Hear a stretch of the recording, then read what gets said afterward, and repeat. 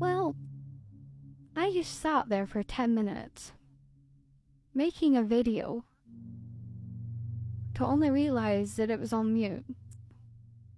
Really? Okay, let's start this again. Hi, I'm Minchild. Yes, I have a filter on because I don't want my face being out there. Like a lot of us do. It's just to protect myself. Right. Kirsten Cunningham. A lot of people will say, oh, you're being a bully. She's ill. Look, I'm not being a bully. To be honest, I see what I see. I have no filter on my mouth. I may have a filter on my face, but I have no filter on my mouth. All these women that do awareness lives, like I said, well, you didn't hear my last video. TikTok, Nuisance, Secret Haven, Carly's Fight, Goggle Talks, Fakey Shaky, New Poopy, I think it is. All these women, they're not bullying. They're sharing awareness, and they're doing a pretty good job.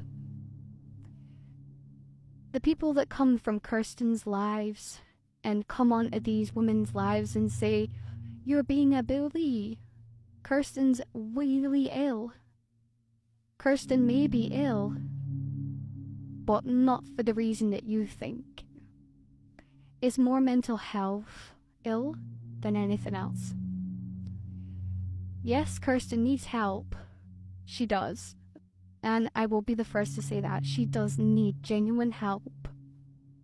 But the one thing that she needs is to come offline. Stop pushing medication into her system online, because it's given a wrong impression to a lot of minors that watch her lives. Even if they're, trigger warning, even if it's to recovering addicts, this is even giving an impression to them, which is not fair. It is quite sad. I've seen a lot of Kirsten's lives, and when I'm in these women's lives, yes, I normally jump from live to live, you know, because I like to show my support to the women who stream Kirsten. Now, these women, they're amazing. They really are. They're so kind, they're so caring, they're so funny. You know, but they do genuinely try to bring awareness to the people who have fell for Kirsten's lies. That have scammed. Well, Kirsten's scammed, sorry. A lot of people. Now, for the people who don't know who Kirsten is, she's a 25-year-old woman, even though she does act like a child.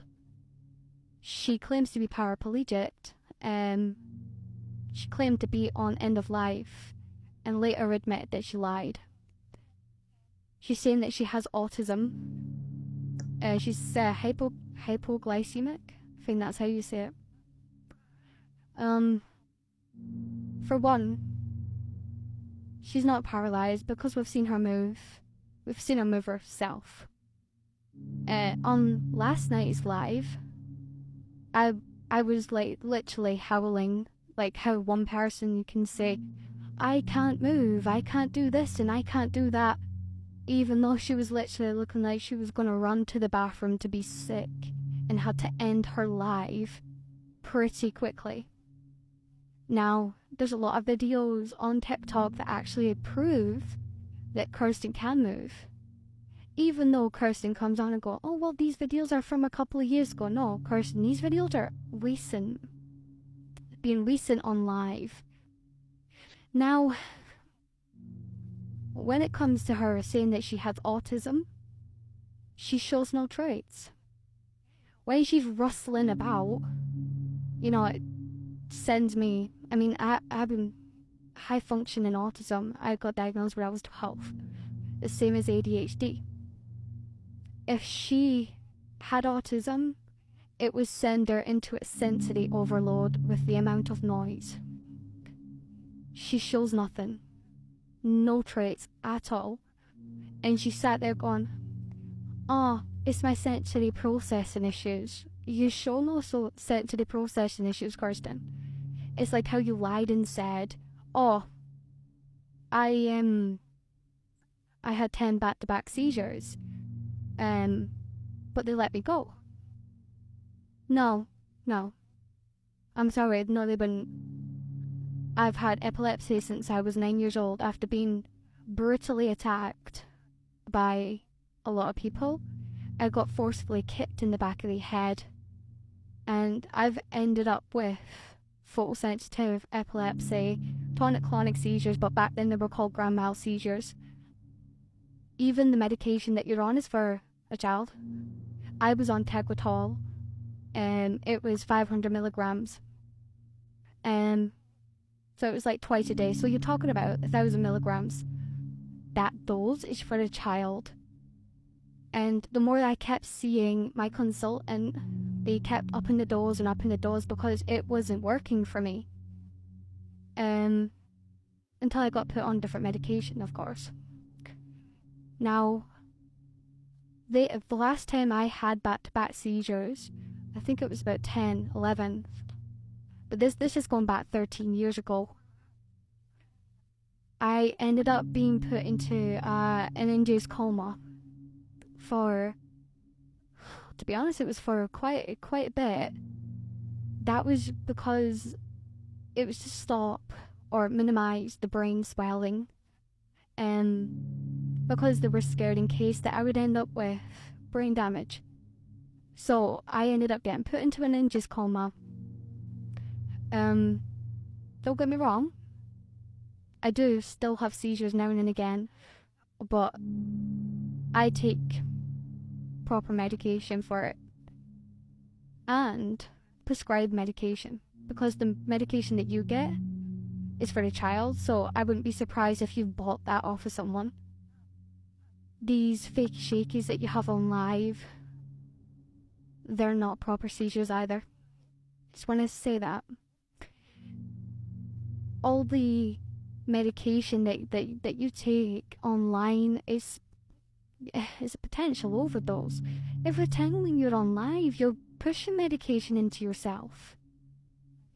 You do know that's like a form of self-harm, right? And I think you need to get help, like proper help. You need to come off of live.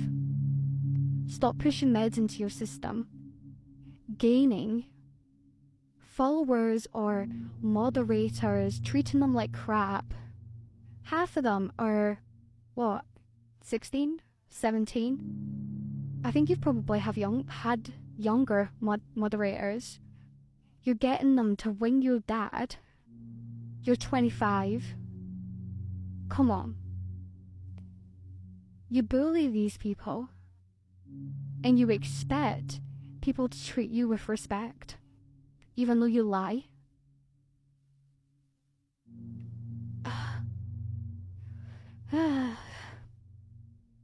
Now, the one thing that I am concerned about is you keep saying, oh, well, my problems stop me from having a good quality life. No, you make your own life. I have chronic illnesses.